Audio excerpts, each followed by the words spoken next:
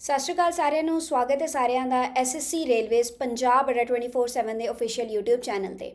ਅੱਜ ਆਪਾਂ ਗੱਲ ਕਰਾਂਗੇ ਇੱਕ ਬਹੁਤ ਹੀ ਇੰਪੋਰਟੈਂਟ ਵੈਕੈਂਸੀ ਐਂਡ ਜੋ ਲੇਟੈਸਟ ਵੈਕੈਂਸੀ ਹੁਣੇ ਦੇਖਣ ਨੂੰ ਮਿਲੀ ਹੈ ਆਰਆਰਬੀ ਵੱਲੋਂ, ਰੇਲਵੇ ਰਿਕਰੂਟਮੈਂਟ ਬੋਰਡ ਵੱਲੋਂ ਜੇਈ ਦੀ ਜੂਨੀਅਰ ਇੰਜੀਨੀਅਰ ਦੀ ਵੈਕੈਂਸੀ ਦੇਖਣ ਨੂੰ ਮਿਲੀ ਹੈ ਐਂਡ ਇਹਦੇ ਵਿੱਚ ਬਹੁਤ ਹੀ ਵਧੀਆ ਵੈਕੈਂਸੀਜ਼ ਦਾ ਨੰਬਰ ਹੈ।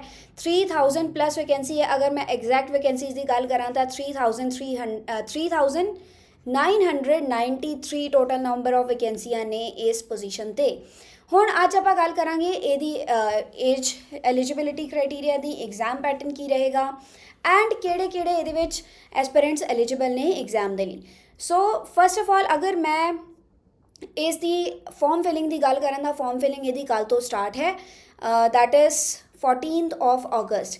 ਨੋਟੀਫਿਕੇਸ਼ਨ ਆਲਰੇਡੀ ਲਾਂਚ ਹੋ ਚੁੱਕੀ ਸੀ, ਸ਼ਾਰਟ ਨੋਟਿਸ ਆਲਰੇਡੀ ਆ ਚੁੱਕਿਆ ਸੀ ਪਿਛਲੇ ਮਹੀਨੇ 25 ਤਰੀਕ ਨੂੰ ਐਂਡ ਇਹਦੇ ਫਾਰਮ ਫਿਲਿੰਗ ਕੱਲ੍ਹ ਤੋਂ ਸਟਾਰਟ ਨੇ and it will last up till 13th of September। So make sure ਤੁਸੀਂ ਇਸ ਡੇਟ ਦੇ ਡਿਊਰੇਸ਼ਨ 'ਚ ਆਪਣਾ ਫਾਰਮ ਫਿਲ ਜ਼ਰੂਰ ਕਰ ਦੇਵੋ, ਠੀਕ ਹੈ। ਅਗਰ ਮੈਂ ਪੇ ਕਮਿਸ਼ਨ ਦੀ ਗੱਲ ਕਰਾਂ ਤਾਂ it is valid at 7th pay commission and level 6। So initial pay is 35,400 and age limit ਕੀ ਹੈ ਇਸ ਐਗਜ਼ਾਮ ਦੇ ਲਈ? If you are between 18 to 33 then you are eligible for this exam because there are a lot of vacancies।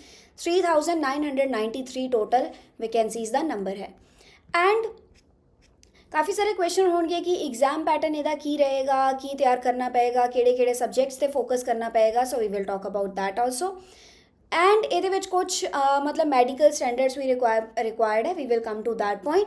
But ਇਸ ਤੋਂ ਪਹਿਲਾਂ ਜੋ ਜ਼ਰੂਰੀ ਚੀਜ਼ ਹੈ ਉਹਦੀ ਆਪਾਂ ਗੱਲ ਕਰ ਲੈਂਦੇ ਹਾਂ। And yes of course if you belong to any category, ਅਗਰ SC/ST ਕੈਟੇਗਰੀ ਤੋਂ ਬਿਲੋਂਗ ਕਰਦੇ ਹੋ ਤਾਂ ਤੁਹਾਨੂੰ 5 ਈਅਰ ਦਾ ਏਜ ਰਿਲੈਕਸੇਸ਼ਨ ਵੀ ਹੈ and if you belong to OBC non creamy layer then 3 year ਦਾ ਏਜ ਰਿਲੈਕਸੇਸ਼ਨ ਹੈ।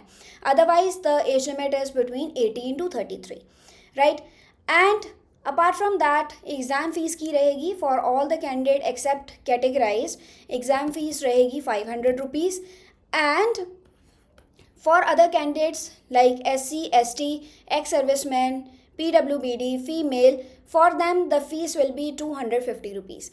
and अगर तुसी exam ਦੇ first stage ਲਈ appear ਹੁੰਦੇ ਹੋ so this fees get refunded for all the student except this second category of student. Exam fees 400 rupees जोड़ा है रिफंड हो जाएगा and for ex serviceman, ST, SC, PWD, transgender all the amount which you have paid that is 250 rupees for the exam. ये सारा refundable है if you appear for CBT 1 stage, ठीक है।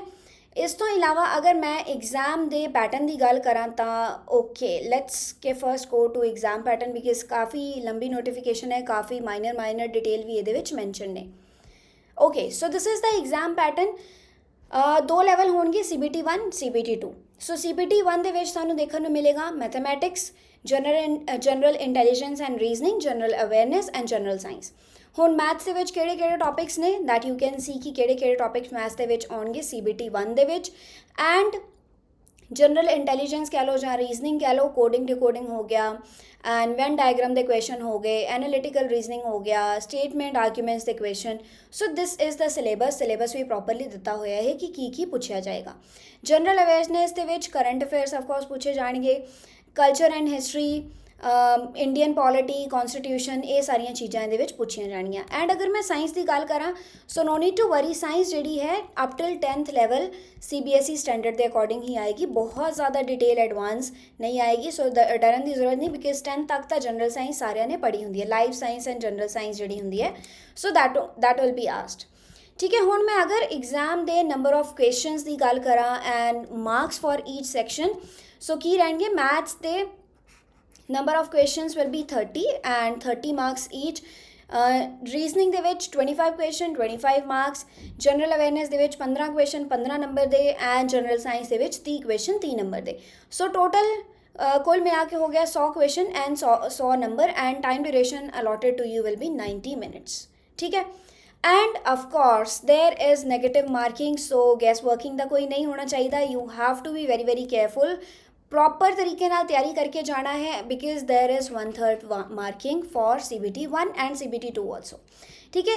सो ये तो रही CBT 1 की गल। एंड अगर मैं CBT 2 दैट मीन स्टेज 2 की गल करा, candidate who clear CBT 1 they will be move to stage 2 CBT 2 exam. ਉਹਦੇ ਵਿੱਚ ਕੀ ਹੋਏਗਾ, ਨੰਬਰ ਆਫ ਕੁਐਸਚਨਸ ਹੋਣਗੇ 150, 150 ਕੁਐਸਚਨਸ ਟੋਟਲ ਹੋਣਗੇ ਐਂਡ ਸਬਜੈਕਟਸ ਕਿਹੜੇ ਰਹਿਣਗੇ, general awareness, again you will find it in CBT 2, physics and chemistry up to 10th level ਦੀ CBSE syllabus ਦੇ according up to 10th level ਦੀ ਫਿਜ਼ਿਕਸ ਐਂਡ ਕੈਮਿਸਟਰੀ ਵੀ ਹੋਏਗੀ। Then basics of computer application, basics ਜਿਵੇਂ ਹੁੰਦਾ networking, operating system, Linux, Unix, Windows, internet and email, ਇਹ ਸਾਰੇ basic syllabus ਦਾ ਵੀ ਪਾਰਟ ਹੋਏਗਾ।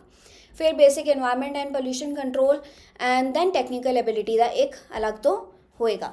ਠੀਕ ਹੈ, ਹੁਣ ਇਹਦੇ ਵਿੱਚ ਟਾਈਮ ਡਿਊਰੇਸ਼ਨ ਐਂਡ ਕੁਐਸਚਨਸ ਦੀ ਅਗਰ ਆਪਾਂ ਗੱਲ ਕਰੀਏ ਤਾਂ ਜਨਰਲ ਅਵੇਅਰਨੈਸ ਦੇ CBT 2 ਦੇ ਵਿੱਚ 15 question 15 number, physics and chemistry again 15 questions and 15 marks, basic computer and application ਦੇ 10 ਕੁਐਸਚਨ 10 ਨੰਬਰ ਦੇ ਹੀ ਰਹਿਣਗੇ and basic environment and pollution control ਦੇ ਅਗੇਨ 10 ਕੁਐਸਚਨ 10 ਨੰਬਰ ਦੇ and technical ability, very important, that will hold the major portion of the CBT 2 exam। 100 question ਦੇ 100 number ਦੇ ਹੋਣਗੇ, ਸੋ ਕੁੱਲ ਮਿਲਾ ਕੇ ਹੋ ਗਿਆ 150 ਕੁਐਸਚਨ ਐਂਡ 150 ਨੰਬਰ ਦੇ ਹੋਣਗੇ ਐਂਡ ਟਾਈਮ ਇਹਦੇ ਲਈ 2 ਆਵਰਸ ਅਲਾਟ ਹੋਏਗਾ, 2 ਘੰਟੇ ਦਾ ਟਾਈਮ, 120 ਮਿੰਟਸ ਦਾ ਟਾਈਮ ਤੁਹਾਨੂੰ ਦਿੱਤਾ ਜਾਏਗਾ ਐਂਡ ਆਫ ਕੋਰਸ ਇਹਦੇ ਵਿੱਚ ਵੀ ਨੈਗੇਟਿਵ ਮਾਰਕਿੰਗ ਹੈ। ਸੋ ਅਗੇਨ ਸੇਮ ਉਹੀ ਗੱਲ ਕਿ ਪ੍ਰੋਪਰਲੀ ਤਿਆਰੀ ਕਰਕੇ ਜਾਣਾ ਹੈ, ਕੋਈ ਗੈਸ ਵਰਕ ਨਹੀਂ ਰਹੇਗਾ ਇਹਦੇ ਵਿੱਚ। ਸੋ 1/3 ਨੈਗੇਟਿਵ ਮਾਰਕਿੰਗ ਵੀ ਹੈ।